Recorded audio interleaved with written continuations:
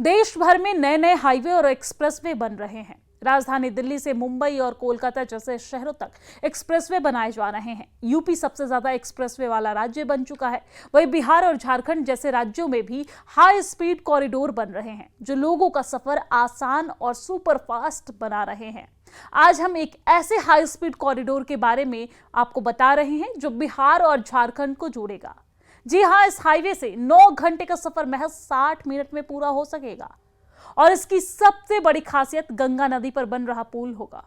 आपको बता दें कि दो देश के सबसे लंबे पुलों में ये एक होगा और हम बात कर रहे हैं साहिबगंज मनिहारी गंगा पुल प्रोजेक्ट की। तो आइए इस प्रोजेक्ट की खासियत क्या है वो भी हम आपको विस्तार से बता देते हैं।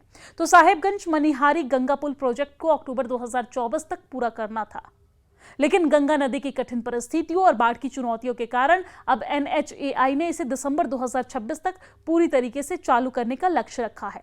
फिलहाल इसका करीब 80% काम पूरा हो चुका है। क्या है इस कॉरिडोर की खासियत वो भी हम आपको विस्तार से बताते हैं।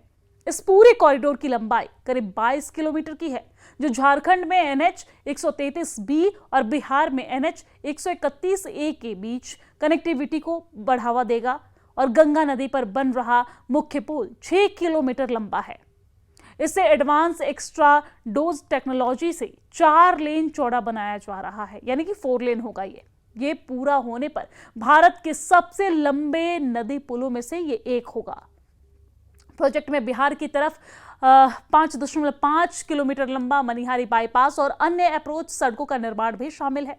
इस प्रोजेक्ट की लागत करीब 1970 करोड़ रुपए की है। यह गंगा पुल न केवल 2 जिलों को बल्कि कई राज्यों को और पड़ोसी देशों को भी एक सूत्र में पिरोएगा।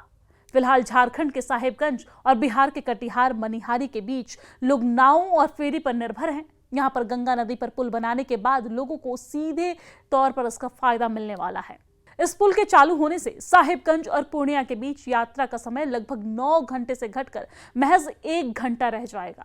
ये कॉरिडोर झारखंड के संथाल परगना को बिहार, पश्चिम बंगाल और असम, त्रिपुरा जैसे पूर्वोत्तर राज्यों से सीधे जोड़ेगा।